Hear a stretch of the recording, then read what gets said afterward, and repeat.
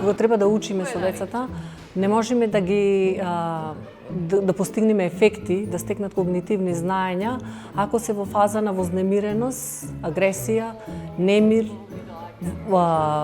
стреќа и радост. Дори во тие моменти не можат многу да се насочат кон учењето. И сега секој од вас ќе си одбери по едно облаче, ќе си го земи она облаче, како се чувствува денес. Не знаеме со какви чувства тие доаѓаат секојдневно во градинка. Не секој ден на секого му е ист. Вака изгледате вие кога сте вознемирени. Еве вака.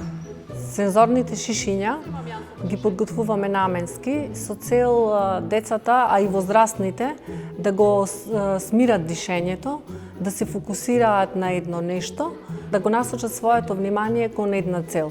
Тие се фокусираат на движењето на звездичките, светките, како тоа се намалува нивното движење, така тие стануваат се посмирени и повнимателни. Овие вежби се добри бидејќи го освежуваат мозокот, ја подобруваат концентрацијата и ја развиваат детската фантазија и имагинација. Кога одиме надоле, дишуваме воздух со носето, а кога се спуштаме надолу, издишуваме.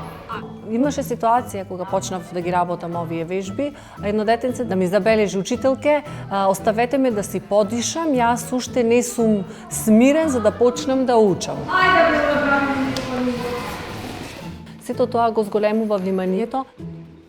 Децата ги зголемуваат можностите за самоуправување, самоконтрола. Еве го воли.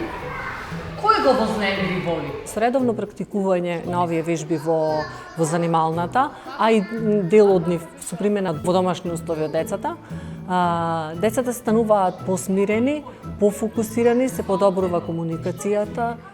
Како се чувствува сега воли? Се подобрува вниманието, концентрацијата, стекнуваат подобри општи знаења. Ако си пријател и мил и секој го слушаш што зборува, секој на ист начин ќе ти возврати.